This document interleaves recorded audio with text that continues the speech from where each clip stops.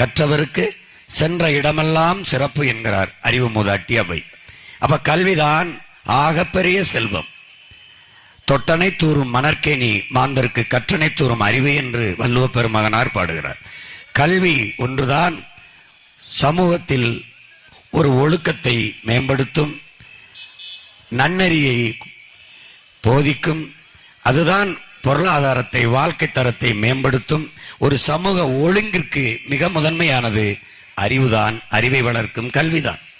அந்த கல்வியை தன் நாட்டு குடிகளுக்கு கொடுக்க வேண்டியது அரசின் முதன்மையான கடமை. அதுதான் கல்வி மானுட உரிமை. அதை கொடுக்க வேண்டியது அரசின் கடமை. அதை கொடுக்காமல் இருப்பது மாபெரும் கொடுமை என்று உங்கள் பிள்ளைகள் சொல்வதற்கு காரணம் அதுதான்.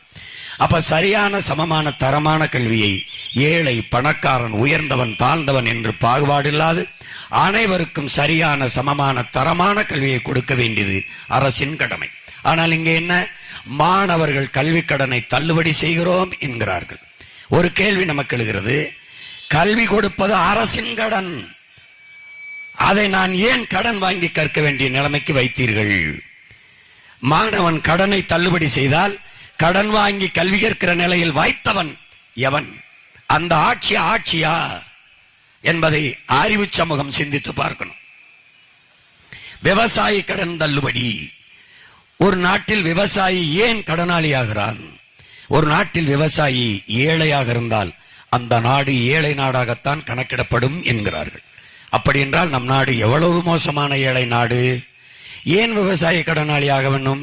கால் செருப்பு தயாரிக்கிறவன் பணக்காரனா இருக்கிறான், சிகரெட்டு தயாரிக்கிறவன் பணக்காரன், பீடி தயாரிக்கிறவன் பணக்காரன், பான்பராக்கு தயாரிக்கிறவன் பணக்காரன், சாராயம் காய்ச்சறவன் பணக்காரன், கார் தயாரிக்கிறவன் பணக்காரன், மோட்டர் பைக் தயாரிக்கிறவன் பணக்காரன், டிவி தயாரிக்கிறவன் பணக்காரன், பிரிட்ஜ் தயாரிக்கிறவன் பணக்காரன், செல்போன் தயாரிக்கிறவன் பணக்காரன், எல்லாம் தயாரிக்கிறவன் பணக்காரன். இது எதுவும் இல்லாமல் நீங்கள் வாழ்ந்து விட முடியும் என் அன்பு சொந்தங்களே. நீரும் சோறும் இல்லாமல் எவனும் வாழ முடியாது. அந்த சோறை உலகத்திற்கு கொடுக்கிற மனிதனின் உயிர் தேவையாக இருக்கிற உணவை வெம்பாடுபட்டு விளைய வச்சு கண்ணு மொழி பிதுங்க கண்ணச்சதை தொங்க ரத்தம் வேர்வையாக உருகி ஓட உடம்பெல்லாம் உப்பு பூக்க கால பெருபெரும் வெடிப்பு வெடிக்க வெம்பாடுபட்டு வெயில்ல காஞ்சு மலையில நனைஞ்சு பனியில நனைஞ்சு உழைச்சு விளைய வச்சு கொடுக்கிற விவசாயி ஏன் ஏழையாக இருக்கிறார்? இதான் கேள்வி. அந்த விவசாயி ஏன் கடனாளியாகினான்? சாராயங்கச்சிறவன் கடனாளியாகவில்லை, பான்பராக்கு தயாரிச்சவன் கடனாளியாகவில்லை, சிகரெட்டு தயாரிச்சவன் கடனாளியாகவில்லை, கார் தயாரிச்சவன் கடனாளியாகவில்லை, சோறை விளைய வச்சவன் கடனாளியானால் அது நாடா சுடுகாடா என்பதை அறிவார்ந்த என் சொந்தங்கள் சிந்தித்து பார்க்கணும். இந்த நிலையை மாற்ற வேண்டும் என்கிறோம். ஏன் அவன் கடன்காரனாகிறான்? கால் செருப்பை தயாரிக்கிறவன் அவன் சொல்வதுதான் விலை, குண்டூசி தயாரிப்பவன் அவன் சொல்வதுதான் விலை, சரக்கிற பிளேட்டு கத்தி தயாரிப்பவன் அவன் சொல்வதுதான் விலை. ஆனால் உழைக்கிற உழவர் குடியோன் விளைய வச்ச கரும்புக்கு, வெள்ளரிக்காய்க்கு, வெண்டைக்காய்க்கு, சொரக்காய்க்கு, பூசணிக்காய்க்கு, அரிசிக்கு, பருப்புக்கு எதற்கும் விலையை அவன் தீர்மானிக்க முடியாது. அதை வாங்குகிறவன் தான் தீர்மானிப்பான். கால் செருப்பு குளிரூட்டப்பட்ட கண்ணாடி அறையில் இருக்கும். 1000 ரூபாய் இந்த செருப்பு என்றால் அந்த செருப்பை அப்படியே விலை கொடுத்து வாங்கி வருகிற நாம், காய்கறி தெருவில் கிடக்கும், அதை போய் 1 கிலோ தக்காளி 20 ரூபாய் என்றால் 2 ரூபாய் குறைச்சு கொடுங்க என்று செருப்புக்கு பேரம் பேசாமல் வாங்கி வந்த என் மக்கள் காய்கறியில் பேரம் பேசி கீரையா 2 ரூபாய் குறை, கத்தரிக்காயா 3 ரூபாய் குறை, தக்காளியா 3 ரூபாய் குறை என்று உழைப்பின் மதிப்பை குறைச்சு குறைச்சு மதிப்பிட்டு உற்பத்தியாளன் முடிவு விலையை தீர்மானிக்க முடியாமல் வாங்குகிறவனே தீர்மானிக்கிற ஒரு கொடும் நிலைமை இங்கு இருக்கிறது. இந்த இடத்தில்தான் உழவர் குடிமகன் ஏழையாகிறான், கடனாளியாகிறான். அந்த நிலையை மாற்ற வேண்டும் என்று உங்கள் பிள்ளைகள் துடிக்கிறோம், தவிக்கிறோம், ஏக்கத்தோடு தான் இந்த களத்திலே நிற்கிறோம். இதை என் அன்பு சொந்தங்கள் புரிந்து கொண்டு இதுவரை நீங்கள் எதிர்கொண்ட தேர்தல் போல் இந்த தேர்தலையும் கடந்து செல்லாமல் இதை ஒரு மாற்றத்திற்காக, ஒரு நல்ல ஆட்சி அமைவதற்காக காலமும் வரலாறும் நமக்கு கையளித்திருக்கிற ஒரு புனித கடமையாக, பெரும் கடமையாக எண்ணிக்கொண்டு எளிய பிள்ளைகள் நாங்கள் யார்? உங்கள் முன்னால் நிற்கிற உங்கள் மகன் சீமான் யார்?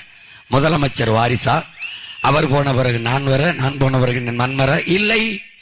இல்லை. ஏதாவது ஒரு கட்சியில் இருந்து பிரிந்து வந்து ஒரு கட்சியை தொடங்கினோமா? இல்லை. இல்லை. கோடி கோடியாக பணத்தை ஒதுக்கி பதுக்கி அதை பாதுகாக்க அரசியல் செய்ய வந்தோமா? இல்லை. பிறகு எதற்காக வந்தோம்? லட்சக்கணக்காக என் இனத்தை கொன்று குவித்த போது அந்த பிணத்திற்கு இடையிலே பிரசவிக்கப்பட்ட பிள்ளைகள் நாங்கள். என் இனம் கண்ணு முன்னவர்கள் இல்லை. அப்போது என்ன முடிவெடுத்தோம்? என் உரிமை என் கையிலே, என் உணவு என் வாய் நானே எடுத்து உண்பது, என் மூச்சு காற்றை நானே சுவாசிப்பது போல என் உரிமையை நானே போராடி பெறுவது என்று வந்தேன். அதை போல உணர்வு கொண்ட என் உடன் பிறந்தார்கள் பல லட்சக்கணக்காக திரண்டார்கள். நாம் தமிழர் என்கிற ஒரு புரட்சிகர அரசியல் படையாக மாறியது. எளிய மகன் என்னை பல ஆயிரம் ஆண்டுகளாக கட்சி நடத்துகிற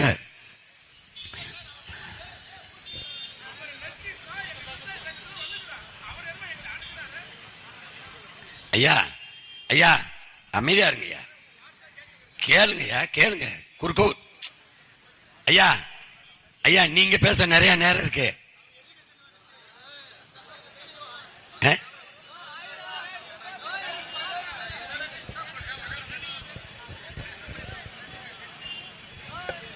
உங்களுக்கு நிறைய நேரம் இருக்கு, எனக்கு நேரம் இல்லை. கொஞ்சம் அமைதியா இருங்க. அந்த சூழலில் தான் உங்கள் பிள்ளைகள் என்ன செய்வது என்று தெரியாது புலம்பிக் கொண்டு இருக்காமல், இழந்துவிட்ட உரிமைகளை பிச்சை கேட்டு பெற முடியாது, போராடித்தான் பெற்றாக வேண்டும் என்ற போதித்த புரட்சியாளர் அண்ணல் அம்பேத்கரினுடைய புரட்சி மொழியை உள்வாங்கி 1000 ஆண்டுகள் நாம் அடிமையாக இருப்பதை விட ஒரு நொடியேனும் சுதந்திரமாக வாழ்ந்து சாவது மேலானது என்ற அந்த அறிவாசானின் தத்துவத்தை உள்வாங்கி உங்கள் பிள்ளைகள் இந்த தமிழ் சமூகத்தின் உரிமை மீட்க, அவர்களுடைய எதிர்கால பாதுகாப்பான நல்வாழ்விற்காக ஒரு வலிமை மிக்க அல்ல, அரசியல் மாற்றத்திற்கு அடிப்படை அமைச்சு, அரசியல் மாற்றத்திற்கு வந்த புரட்சியாளர்கள், ஆட்சி முறை மாற்றத்திற்கு வந்த லட்சியவாதிகள் என்று அந்த நோக்கத்தோடு இந்த களத்திலே தொடர்ந்து நின்று வாக்குக்கு ₹1 காசு கொடுக்காமல் இந்திய நாட்டை யார் ஆள்வது என்கிற தேர்தலில் போட்டியிலே இல்லாத இந்த மகனை 36 லட்சம் வாக்குகளை தந்து ஒரு புதிய சின்னம் 4வது 3வது பெட்டியில் இருந்து இந்த ஒளி வாங்கி மைக் சின்னத்தை தேடி 36 லட்சம் வாக்குகளை தந்து தனித்த பெருத்த அங்கீகாரம் பெற்ற ஒரு கட்சியாக என் மக்கள் மாற்றி இருக்கிறார்கள், உயர்த்தி இருக்கிறார்கள் என்றால் எங்கள் மீது அவர்கள் வைத்திருக்கிற நம்பிக்கை, நாங்கள் எங்கள் மக்கள் மீது வைத்திருக்க பேரன்பும் பெரும் பற்றும், இந்த மண்ணை மக்களை பேரன்பு கொண்டு நாங்கள் நேசிப்பதால் தான் ஒரு தலைவனுக்கான முதல் தகுதி தன் மண்ணை தன் மக்களை முழுமையாக நேசிக்க வேண்டும், நம்ப வேண்டும். நாங்கள் நேசிக்கிறோம், நம்புகிறோம். அதனால்தான் எந்த கட்சிகளோடும் தேர்தல் உடன்படிக்கை கூட்டணி வைக்காமல் 8 கோடி என் மக்களை நம்பி மக்களோடு மக்களாக மக்களுக்காகவே களத்திலே உங்கள் பிள்ளைகள் நிற்கிறோம். இதை புரிந்து கொண்டு என் உயிர் சொந்தங்கள், இனமான என் மக்கள், நான் பேரன்பு நேசிக்கிற என் பெற்றோர்கள், பாசத்திற்குரிய என் தம்பி தங்கைகள், உங்களை நம்பி நிற்கிற எங்களை